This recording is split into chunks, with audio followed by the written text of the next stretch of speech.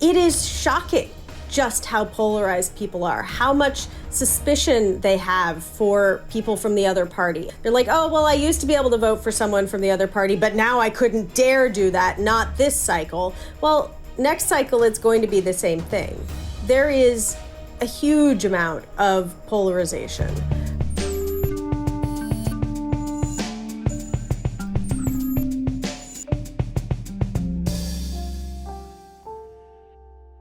Hello and welcome to GZERO World. I'm Ian Bremmer, and today we are taking stock of the midterms. 2022 had all the signs of a Republican rout, but Democrat candidates in the congressional and governor's races outperformed expectations. The Senate majority will stay blue, while Republicans look likely to clinch the slimmest of majorities in the House of Representatives. It's an outcome that no one predicted, including myself, I don't mind admitting. To make sense of it all and to look at the road ahead to 2024 for both parties, I'm joined by NPR White House correspondent Tamara Keith.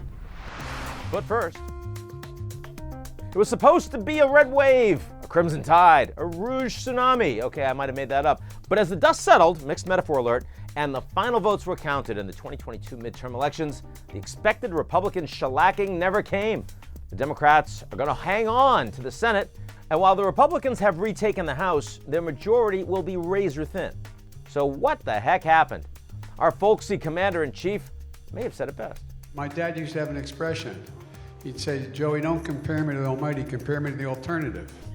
In other biblical terms, for the independent voters who decided so many of these tight races, it came down to trust the devil you know. Sure, you don't love us, the Democrats said, but have you seen the other guys? More specifically, when Democrats were able to make their campaigns about two key issues, protecting democracy and abortion, they tended to outperform Republicans. For instance, Democrats won governor's races against Republican opponents who had either cast doubt on the 2020 election, supported further restricting abortion rights, or both. Now, there were some big exceptions to this rule. Take deep red Republican Governor Ron DeSantis' trouncing victory in Florida, or Trump-backed J.D. Vance's Senate win in Ohio. But in many places where it counted, Democrats were able to paint their Republican opponents as too extreme on fundamental issues. Would the results have been different if the Supreme Court hadn't overturned abortion rights, or if Trump had conceded the 2020 election? I suspect so. It will be fascinating, however, to see what shape the Republican Party takes going into 2024, given how poorly Trump-backed candidates fared and how well Trump's primary rival, DeSantis, did. It will be equally interesting to see what shape the Democratic Party takes over the next 2 years in an era of divided government, and at a time when even some of Biden's most ardent supporters are hoping he doesn't run for re-election. To talk midterms and the road ahead to 2024, I am joined by NPR White House correspondent Tamara Keith. Here's our conversation. Tamara Keith, thanks so much for joining us on GZERO World. Glad to be with you. So this is our midterm show, and I guess I want to start with the single thing that surprised you the most, as someone who spends a lot of time thinking about the run-up. If we could just teleport you from a couple weeks ago to right now, the one thing that previous Tamara would say no, that wasn't going to happen, is what? Well, I was very uncomfortable with my gut instincts heading into this election because it felt like there were so many cross currents. I didn't know which of my gut instincts to trust. So I think that I would have thought that by a week after the election, we would have known with pretty great certainty the balance of power in the House. I think I would have thought with pretty great certainty that, the leadership would be pretty easily solved in the House and the Senate. But instead, it's taken a long time, not because we were surprised that it would take a long time for votes to be tallied in California and Oregon, but because it matters for the balance of power, what those votes show. Yeah, and the House certainly was where it was just a question of how big the Republican win would be, not a matter of their holding on for the slimmest of potential margins. What is the principal reason for that? I hear so many different takes, whether it's, independents really swung for Republicans, it's candidate quality, the democracy message really mattered, young people and women showed up. Rank, if you would, in by priority, what are the reasons you think that it ended up being so close? Well, and I'm not going to sit here and tell you that I have all the answers, because I think the answer is all of the above. In various quantities. I think absolutely, as I was out interviewing voters, even as they said that their top issue was inflation, what was motivating them to vote in many cases, and I spent a fair bit of time in a suburban swing district outside of Raleigh, North Carolina, so that a purple district, a swing area, and repeatedly voters told me that abortion was what was driving them to vote, that, democracy issues were driving them to vote.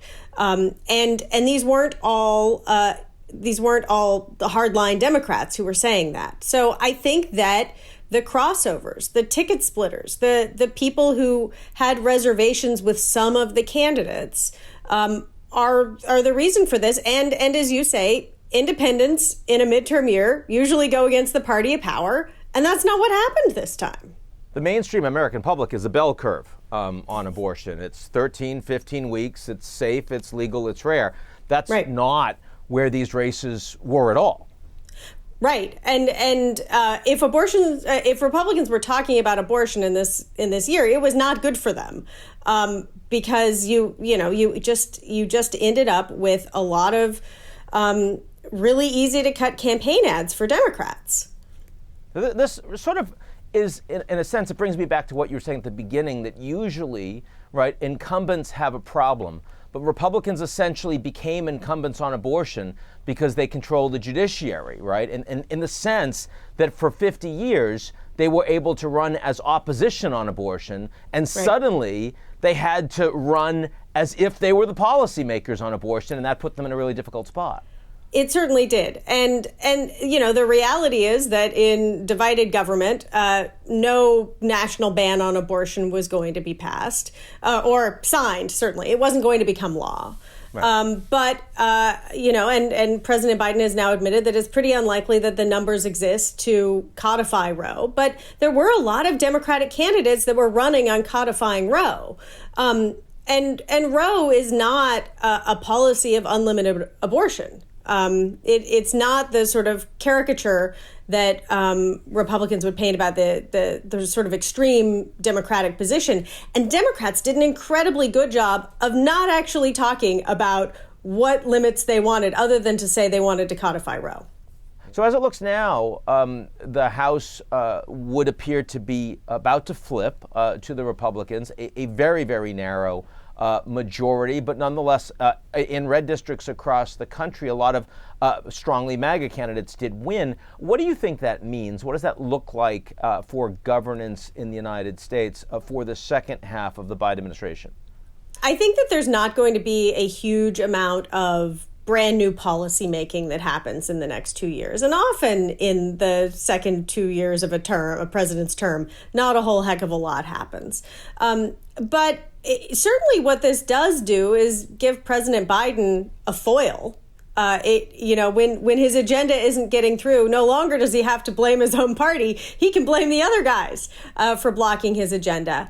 It was not easy for Nancy Pelosi to lead the House with the narrow majority that Democrats had in the last 2 years. That was not easy. And she is, one of the most skilled tacticians of, governance that you could imagine. It is not going to be easy to get the Republican conference to do governing stuff. They'll probably have a fairly easy time passing messaging bills. But anything that would have a chance of moving in the Senate, or anything that would have a chance of actually getting to the president's desk, I can't see a lot of big things happening. That said, no matter what the balance of power in Congress, they have to figure out how to fund the government. And that is going to be a heavy lift. Especially because there are many members of the House Republican Conference who have never voted for a budget and don't intend to start. Now, do we think that a narrowly Republican-led House is one that will do its darndest to turn the tables on the Biden administration, proceed with massive amounts of investigations, show trials, even impeachments, turnabout is fair play from that perspective, or no, because it's too narrow and you can't get everyone on board? I'm not sure. I think we need to see how the leadership elections shake out, need to see just how narrow that majority is. Certainly, they are going to be under pressure from their base to deliver something. Assuming they get the House, they got the House. Their voters want something to show for it. And certainly, you have members of Congress on the Republican side who have serious things that they want to investigate. And then you have members of Congress on the Republican side who, have less serious things that they want to investigate. It's clear that President Biden is hoping they overreach. Overreach in the same way that Newt Gingrich's investigations were felt to have overreached that led to his ultimate ouster. I don't know how far they will go, but I do have fond memories of past Republican Congresses making life pretty miserable for the Obama administration and covering those sorts of investigations. In the aftermath of the midterms, the names that you hear as the most powerful individuals are governors. We hear a lot about DeSantis. We hear a lot about Abbott. We hear a lot about Whitmer. We hear a lot about Newsom, right? I mean, these are people with a lot of executive authority over significant economies in their own right, significant populations, and they performed really well as incumbents. Does that change how you think about American democracy? Does it make it more decentralized? Does it change how you think about the 2024 races?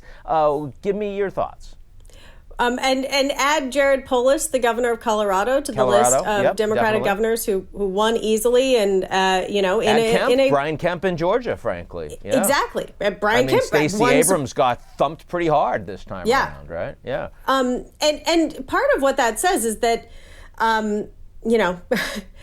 people like their governors, it is perceived as a different role than a senator or a president.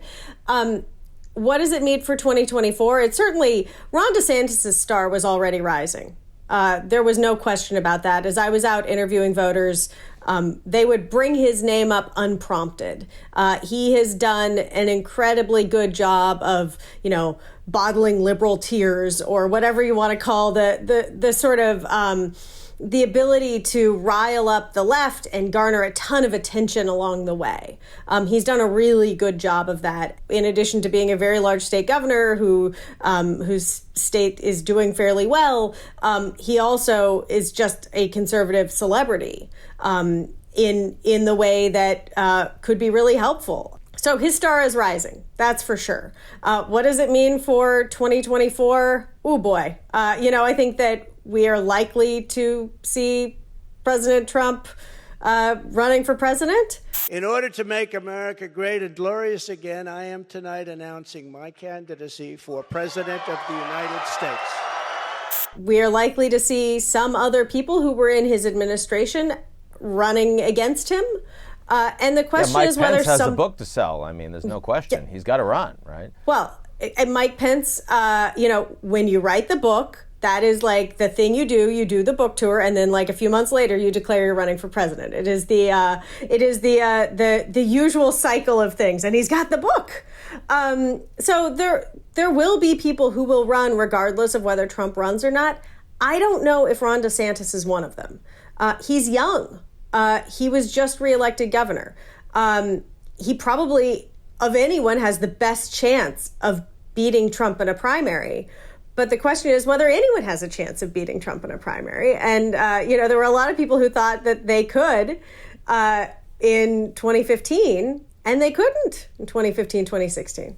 Now, I mean, in a very polarized environment, you hear from a lot of serious Democrats, they look at DeSantis and they try to paint him with the Trump brush and say, this guy is a young Trump, this guy is going to be an authoritarian, he's going to be an election denier. Is that fair? That's a good question. And I don't know how he would govern if he were elected president. I do know that he is young and he is far more disciplined than Trump. So if he has policy goals that he wants to achieve, he would be more likely to figure out how to pull the levers of government to make it happen.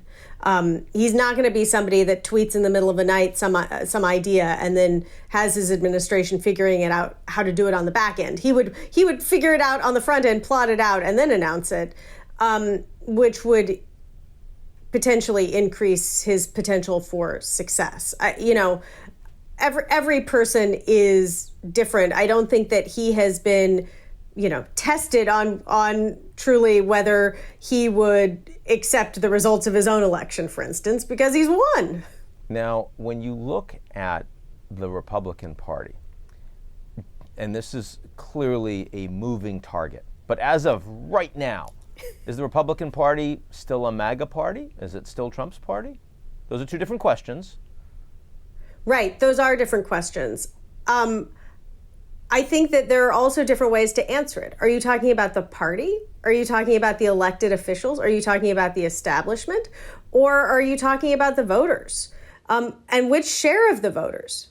To start, let's talk about the party and let's talk about what happens in 2024, because of course that's what's going to matter the most for the direction of the party.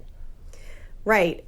So here's what I would say is that there are a lot of voters who I talked to who said that if Trump, that they'd rather somebody other than Trump be the nominee, but if Trump is the nominee, they'll vote for him. I mean, Bill Barr, the former attorney general, who has almost nothing good to say about the president he served, he said he'd vote for Trump if he was the nominee.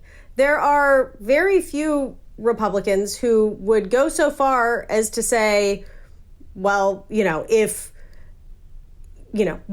democracy is on the line, I will vote for a Democrat. There just aren't that many because we are hyper-polarized. We are too far down the road to take much solace in saying, okay, you just had a more normalized midterm election. A lot of the election deniers among governors, Secretary of State positions didn't win. Now we can take a breath. The divisions and the polarization in U.S. politics are going to persist well beyond these midterms. The level of, you see the polarization in polls, but then going out and talking to real people, it is shocking just how polarized people are, how much suspicion they have for people from the other party, how much they're like, oh, well, I used to be able to vote for someone from the other party, but now I couldn't dare do that, not this cycle. Well, next cycle, it's going to be the same thing. There is a huge amount of polarization. And yeah, I don't exactly know how that gets better. I don't think that polarization gets better just by electing Democrats, even though I think the president seemed to imply that, oh, well, we're on a better course now. We've elected more Democrats. It wasn't a Republican wave. I do think that the lack of success of election deniers means that, especially running for Secretary of State positions and certain governorships around the country, means that the guardrails that held in 2020 will be there again. And those guardrails held on by a thread, but those guardrails held.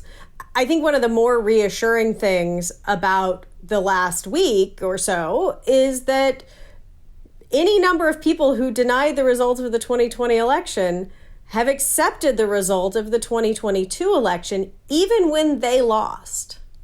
And that is an encouraging sign for democracy. I mean, this is like one of the most basic core things in elections and not something that any of us a few years ago would have thought would even be a concern. But people have to concede. That's like part of our system.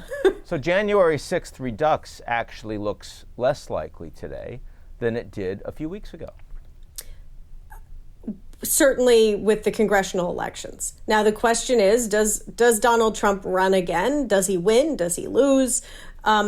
There are a large, not majority, but a large number of Republicans in particular, and just very pro-Trump people who, would do almost anything that he said.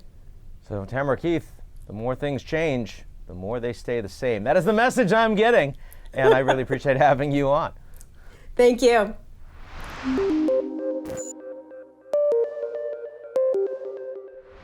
That's our show this week. Come back next week, and if you like what you see, or even if you don't, but you really find midterm elections exciting, why don't you take a minute to sign up for GZERO's most excellent morning newsletter? It's called Signal.